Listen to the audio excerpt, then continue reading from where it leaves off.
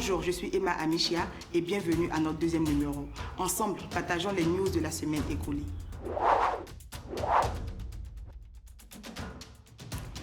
À l'approche du Festival de Cannes qui se tiendra du 14 au 25 mai 2024, les films prévus pour être projetés dans la section Un certain regard ont été dévoilés. Au nombre de ceux-ci, 2 films africains. Il s'agit de On Becoming on Guinea Fall de la Zambienne Rugano Nyoni et de The Village Nice Paradise, réalisé par le Somalien Mo Arawe. Mais l'événement au titre du cinéma africain est sans doute la sélection du long métrage Le Camp de Tiaroy des Sénégalais Samben Ousmane et Tierno Fatisso dans la catégorie Cannes Classique, laquelle catégorie rend hommage à d'anciens films marquants de l'industrie cinématographique. En effet, cette œuvre majeure du cinéma africain, qui retrace une page peu glorieuse de la colonisation française en Afrique de l'Ouest francophone, a été longtemps censurée en France depuis sa sortie officielle en 1988. Le Camp de Tiaroy, c'est la reproduction cinématographique de la sanglante et impitoyable répression par l'armée française dont a été victime un groupe de soldats, dits tirailleurs sénégalais, en 1945. Ceux-ci, au sortir de la Deuxième Guerre mondiale, ne faisaient que revendiquer une solde à eux promis avant de regagner leur terre natale. C'est un fait. Dans quelques jours, vous pourrez rejoindre vos villages respectifs. Le taux, c'est 1000 francs métropolitains pour 250 francs CFA. Vous insultez des soldats qui ont été de toutes les batailles.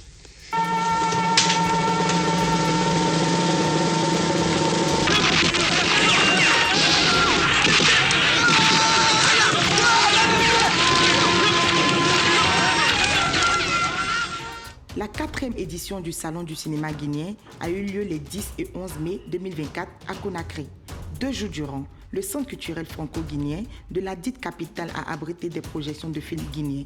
En outre, ces assises ont été l'occasion de formations, de panels et de conférences autour du thème « Le cinéma, vecteur d'entrepreneuriat ». Le 7e art continue d'être honoré au Burkina Faso.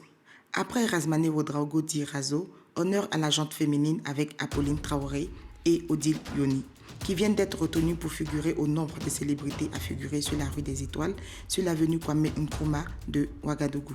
Plusieurs fois distinguée tant au plan national qu'international, la réalisatrice Apolline Traoré est notamment l'auteur du film à succès Sira, étalon d'argent au FESPACO 2023, un film relatif à la lutte des populations contre le terrorisme dans le Sahel.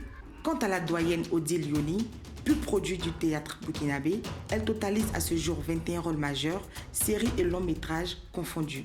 En marge de la 28e édition du FESPACO, elle a été faite officier de l'Ordre du Mérite des Arts, des Lettres et de la Communication avec agrafe cinématographique. Le 11 mai dernier a vu la sortie officielle sur la TV d'Orange de la nouvelle série du réalisateur ivoirien Alain Guikou. Casting pour maman est une intrigue mettant en scène une adolescente à la recherche de l'homme idéal pour sa mère, belle et jeune célibataire endurcie par une expérience amoureuse malheureuse. Ma maman est belle, mais elle est seule à s'occuper de mon petit frère et moi. Dis-lui non. Moi, je connais des hommes qui vont te donner plus de 3 millions sans voir ton caleçon. Qui? Là, j'ai besoin d'écraser le piment maintenant. Vous cherchez qui? Une certaine Ki Thérèse. Monsieur Jules Kwasi-Yevois. Bonjour Madame Ki. Tu n'as jamais vu un homme aller demander la main d'une femme juste pour coucher avec elle? Pouvez-vous organiser un casting pour un mari pour maman? Attends, mais ça devient inquiétant tout ça. Donc toi, Bijan va te draguer. Éloigné des stades pour 4 ans pour raison de dopage, le footballeur international français d'origine guinéenne, Paul Pogba, s'essaye au cinéma. Selon le quotidien français Le Parisien, l'ancien joueur de la Juventus de Turin participe au tournage du film du réalisateur français Fabien Otheniette, 4-0. Il incarne le rôle d'un éducateur spécialisé dans la formation des jeunes footballeurs. 4-0 est la suite du film à succès 3-0, sorti en 2022.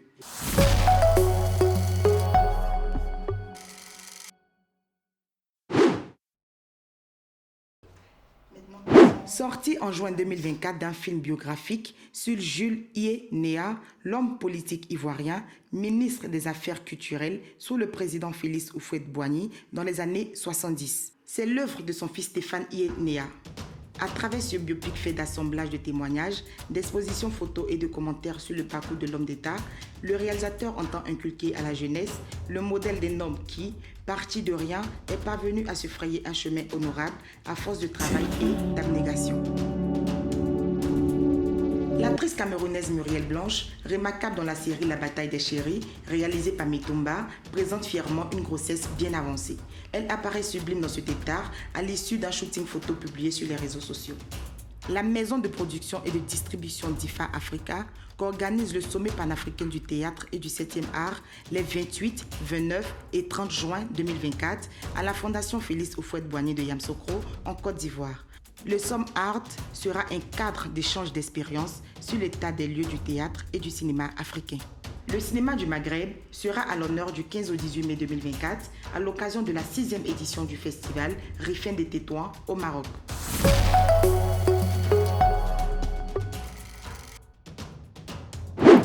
C'est sur cette note que se termine ce 2e numéro de l'Hebdo Ciné. J'espère vous retrouver lundi prochain pour parler encore cinéma. D'ici là, portez-vous bien. Et n'oubliez pas, c'est ensemble qu'on relèvera le défi de l'émergence du 7e art africain.